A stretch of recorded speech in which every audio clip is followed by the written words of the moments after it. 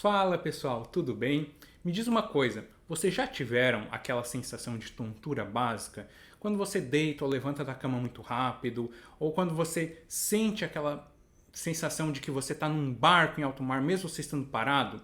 Se você já passou por isso, ou se você conhece alguém que já passou por isso, fica aqui um pouquinho para a gente conhecer um pouco mais por que isso acontece e o que a gente consegue fazer para tentar melhorar isso, tentar corrigir isso. Muito prazer, meu nome é Fernando Zanetti, eu sou neurologista em Florianópolis e hoje a gente vai conversar sobre tontura, uma coisa muito comum no nosso dia a dia. E sempre que a gente tem algum tipo de tontura, uma das principais coisas que vem na nossa cabeça é: pô, será que essa tontura é uma coisa grave? E, para nossa sorte, na prática clínica, a grande maioria das causas de tontura é benigna, ou seja, não tem uma causa grave por trás dessa tontura. Mas antes de a gente entrar um pouquinho na questão da tontura, para a gente conversar um pouco melhor sobre isso, é legal a gente entender pelo menos o básico de como funciona o equilíbrio do corpo e por que a disfunção do equilíbrio causa tontura. O nosso corpo, o sistema do equilíbrio, ele funciona por meio de basicamente 4 componentes importantes. O nosso labirinto, que é um sistema que fica dentro do nosso ouvido interno, que ele é responsável por dizer para o nosso cérebro se a nossa cabeça está se movimentando de um lado para o outro, para cima, para baixo, se a gente está se movendo para frente ou para trás. O nosso próprio cérebro, que é responsável por integrar as sensações do meio externo e conseguir computar isso e nos dizer a posição que a gente está. Os nossos olhos, que pela visão nós conseguimos enxergar se a gente está sentado, se a gente está em pé, se a gente está caminhando para frente, para trás.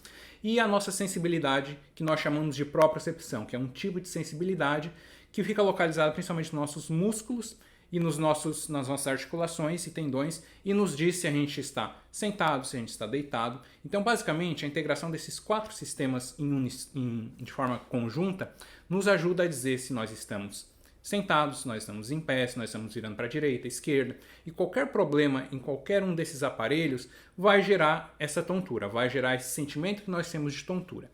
Quando você procura um médico, um especialista para avaliar sua tontura, uma coisa que é bem comum é a gente primeiramente tentar diferenciar a tontura, se ela é uma tontura que nós chamamos de periférica ou se ela é uma tontura que nós chamamos de central. As tonturas periféricas, as duas mais comuns que nós temos é a VPPB, que é a vertigem paroxística posicional benigna, que é algo muito comum que nós estamos com muita frequência, e a neurite vestibular, que é uma inflamação desse nervo do labirinto, esse que a gente comentou agora relacionado com a posição que a gente tem da nossa cabeça. E as causas centrais, que tendem a ser causas mais graves, a principal delas que nós sempre temos o cuidado é a questão do AVC. O AVC ele pode manifestar a tontura como principal sintoma e essa tontura ser uma tontura central decorrente de um AVC. Durante a avaliação, pela história, pelos sinais clínicos, nós conseguimos muitas vezes diferenciar esses dois. Tá, Fernando, mas então quando que eu tenho que me preocupar com a minha tontura? Quando que eu tenho que procurar um profissional? Ou quando que eu tenho realmente que ter essa preocupação, às vezes numa emergência, algo nesse sentido? Basicamente, alguns sinais que a gente tem que tomar mais cuidado. Uma tontura muito intensa que se inicia de forma abrupta, ou seja, você estava bem, de um segundo para o outro você inicia com uma tontura muito intensa que não passa, uma tontura que vai piorando ao longo dos dias, uma tontura incapacitante que causa prejuízo na sua qualidade de vida no seu dia a dia e uma tontura que você está com medo. Então você tem a tontura, é uma tontura que está me incomodando já faz alguns dias, algumas semanas, eu não sei o que é. Também é uma causa plausível para você procurar um atendimento, procurar o profissional para avaliar isso.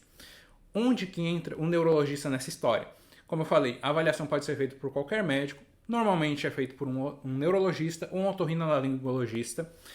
E o neurologista ele entra muito nessa diferenciação que a gente falou da questão da vertigem periférica da vertigem central. Porque a gente diferenciando as duas, a gente também tem tratamentos diferentes. Um exemplo prático, a questão da VPPB, que é um tipo de vertigem muito comum, que ela é causada, na verdade, por uma disfunção de um líquido que a gente tem ali dentro do labirinto, que tem alguns sais ali que fazem com que eles se movimentem nesse líquido e causem o nosso cérebro para entender se a gente está virando para um lado ou para o outro. O tratamento desse tipo de condição, muitas vezes, é uma fisioterapia, o que a gente chama de fisioterapia vestibular.